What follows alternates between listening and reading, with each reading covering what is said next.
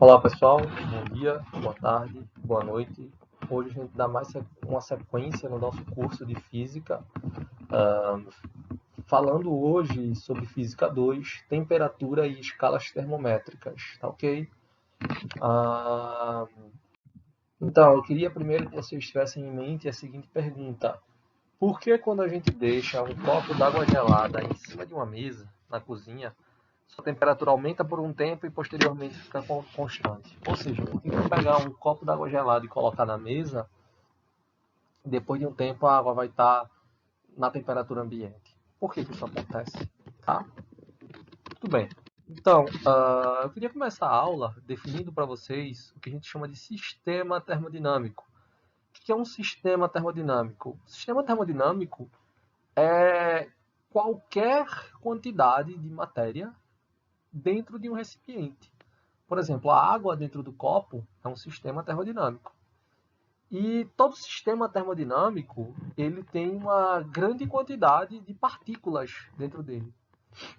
Essas partículas são suas moléculas. E as suas moléculas, elas não estão paradas dentro do sistema.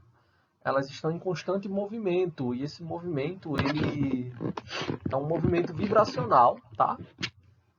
E claramente, se eu fosse descrever microscopicamente o meu sistema termodinâmico, seria muito trabalhoso, porque eu teria que escrever as equações de movimento para cada uma dessas partículas dentro do sistema. Tá ok? Cada partículazinha em movimento dessa, eu teria que escrever uma equação do movimento para ela.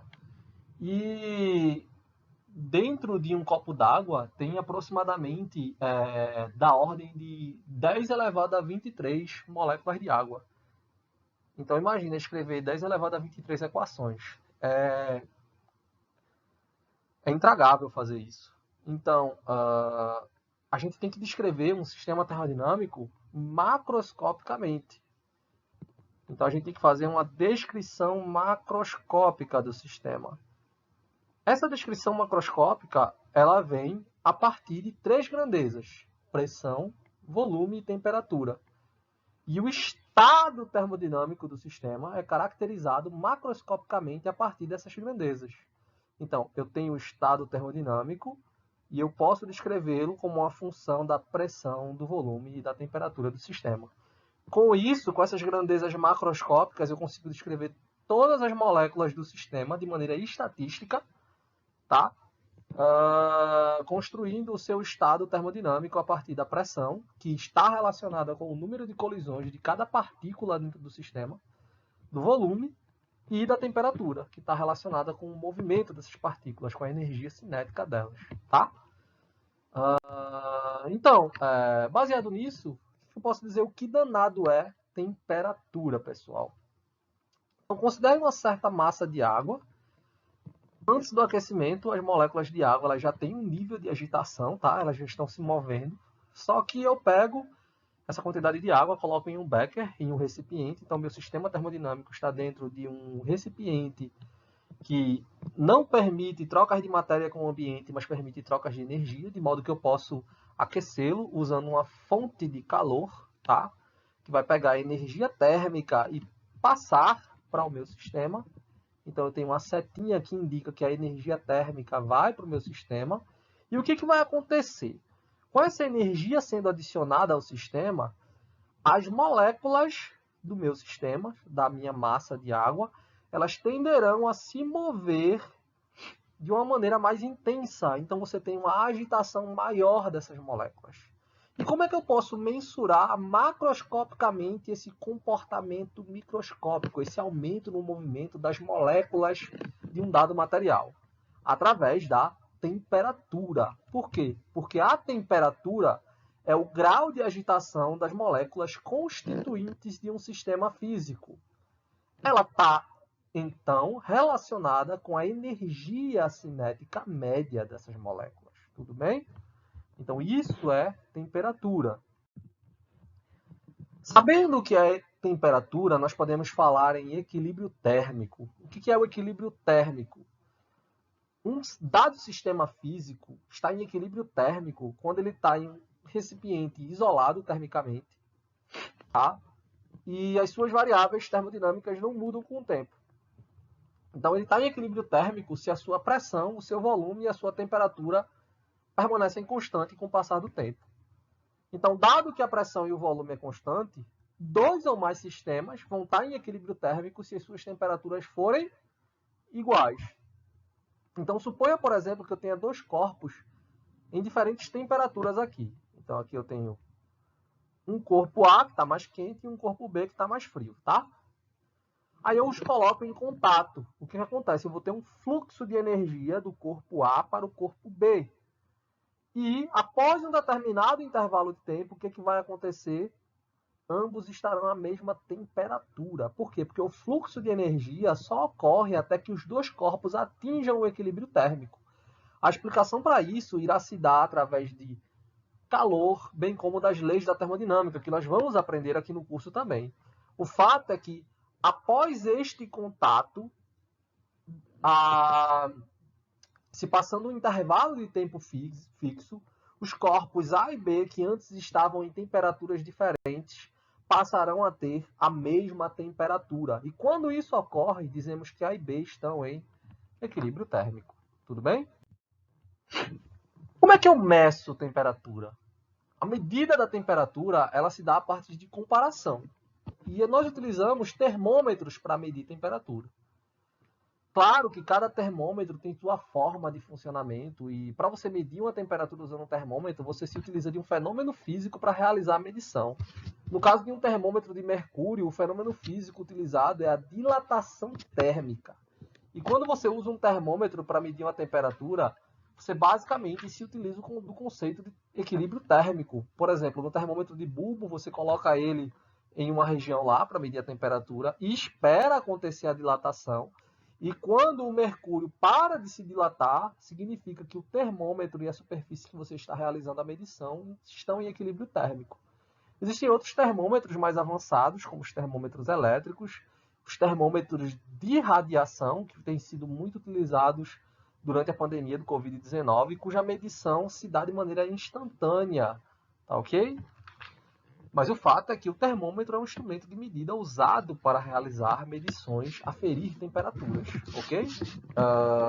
Só que quando você fala em aferir uma temperatura, você tem que se utilizar de uma escala termométrica para isso. Existem três escalas que são muito conhecidas. A escala Celsius, que foi desenvolvida pelo físico e astrônomo sueco Anders Celsius, é centígrada, ou seja, a sua construção se baseia em pontos fixos, e é muito usado em países da América Latina. No caso da escala Celsius, os pontos fixos que foram utilizados na sua construção foi o ponto de fusão da água e o ponto de ebulição da água, que estão indicados aqui. A escala Fahrenheit, que é utilizada nos Estados Unidos, também é centígrada e desenvolvida pelo físico e químico polonês Daniel Gabriel Fahrenheit. E nesse caso, ela é baseada em dois pontos fixos diferentes: a temperatura de partes iguais de cloreto de amônia, cloreto de sódio e gelo picado com água, e a temperatura normal do corpo humano, tá ok? Aqui é 100 graus Fahrenheit, tá? Desculpa. E tem também a escala Kelvin. A escala Kelvin, ela foi desenvolvida por quem? Pelo William Thomson, que recebeu o título de Lord Kelvin devido às suas contribuições para a termodinâmica. E essa escala ela é uma escala absoluta de temperatura, e nós vamos aprender por quê, já já. Então, como eu construo uma relação entre a escala Celsius e a escala Fahrenheit? É muito simples. Considera dois termômetros idênticos, dois termômetros de mercúrio, sendo o primeiro graduado em Celsius e o segundo graduado em Fahrenheit. Aí eu os coloco em contato com a mesma substância que está a uma temperatura fixa. Na escala Celsius, essa temperatura ela recebe o nome de θC. Na escala Fahrenheit, essa temperatura é a temperatura θF. Nós sabemos que o ponto de fusão da água na escala Celsius é 0 graus Celsius. E empiricamente, obtém-se que o ponto de fusão da água na escala Fahrenheit é 32 graus Fahrenheit. De maneira similar, o ponto de ebulição da água em graus Celsius é 100 graus Celsius, e o ponto de ebulição da água em graus Fahrenheit é 212 graus Fahrenheit. Para construir uma relação entre ambas as escalas termométricas, basta eu fazer que, olha, essa distância aqui dividida por essa distância aqui tem que ser a mesma em ambos os termômetros. Por quê? Porque eles são iguais. Eles só estão graduados em escalas diferentes. Mas o que é A sobre B na escala Celsius? A sobre B é θc menos 0, dividido por 100 menos 0. Mas isso tem que ser igual a A sobre B na escala Fahrenheit, que vai ser θ Fahrenheit menos 32, dividido por 212 menos 32. 100 menos 0 é 100. 212 menos 32 é 180. Agora, o que nós fazemos? A gente corta o 0 com o 0, tá? E divide nos dois denominadores por 2. Então, o que a gente obtém? A relação entre temperaturas em escala Celsius e em escala Fahrenheit, onde θc é a temperatura em graus Celsius, θf é a temperatura em graus Fahrenheit. θc sobre 5 é igual a θf menos 32 sobre 9. De maneira similar, é possível também mostrar que há uma relação entre variações de temperatura na escala Celsius e na escala Fahrenheit. Nesse caso, uma variação de temperatura em graus Celsius dividido por 5 é igual a uma variação de temperatura em graus Fahrenheit dividido por 9. Deixarei como exercício para vocês mostrarem essa relação, tá ok? Armazenem ambas as relações, porque já no vídeo de solução de problemas nós vamos usar essas relações para resolver problemas. Agora vamos falar da escala Kelvin. A escala Kelvin ela recebe o nome de escala absoluta de temperaturas. E ela foi atribuída a William Thomson, que é da Irlanda do Norte, tá? E foi muito ativo no século XIX, tendo várias contribuições na área da termodinâmica, desenvolvendo diversas tecnologias, especialmente usando máquinas térmicas, máquinas a vapor. E como essa escala foi construída? O Lord Kelvin ele entrou em contato com o trabalho desenvolvido pelo Jacques Charles. E o Jacques Charles ele fez uma série de experimentos com gases de diferentes tipos, aonde ele estudou a relação entre a variação de volume de um gás e a variação de temperatura. Tá ok? Nesse estudo, ele obteve que todos os volumes dos gases se anulavam em uma mesma temperatura, menos 273,15. Só que o Lord Kelvin, em contato com esses estudos, ele percebeu uma outra conclusão. A partir de compressões isovolumétricas, ele percebeu que, na verdade, não é o volume que se anula em menos 273,15, mas sim que é outra grandeza que se torna mínima a partir dessa temperatura. Essa grandeza ela é a energia cinética das moléculas. Ele percebeu que, dadas compressões isovolumétricas em diferentes gases, à medida que você ia comprimindo cada vez mais o gás, você tinha segmentos de reta, tá ok? E se você traçasse as continuações desses segmentos de reta, todos esses segmentos de retas convergiriam para um único ponto. E esse ponto seria menos 273,15 graus Celsius. E este ponto recebeu o nome de zero absoluto, porque era o valor de temperatura onde você tinha o menor valor possível de energia molecular.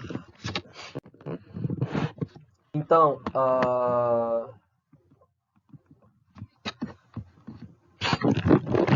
sabendo agora que existe uma escala absoluta de temperatura que é construída e que é totalmente desenvolvida baseada no nível de agitação das moléculas de um dado sistema físico, nós podemos relacionar a escala Celsius com a escala Kelvin. Procedendo de maneira similar como a gente fez na escala Celsius e na escala Fahrenheit, nós obtemos uma relação para a escala Celsius e a escala Kelvin. O ponto de ebulição da água em Celsius é 100 graus Celsius e em Fahrenheit é 373 Kelvin. Em Kelvin, desculpa. O ponto de fusão é 0 graus Celsius ou 273 Kelvin. Então, baseando-se nisso, nós obtemos que uma dada temperatura em Kelvin, que eu vou chamar de T, porque essa é a escala absoluta de temperaturas, é igual a sua temperatura em graus Celsius mais 273. Já quando você tem uma variação de temperatura em Kelvin, isso é equivalente a uma variação de temperatura em graus Celsius. É isso, pessoal. Isso encerra a nossa aula teórica. Aguardem um momento que em breve eu estarei postando a aula de exercícios. Obrigado.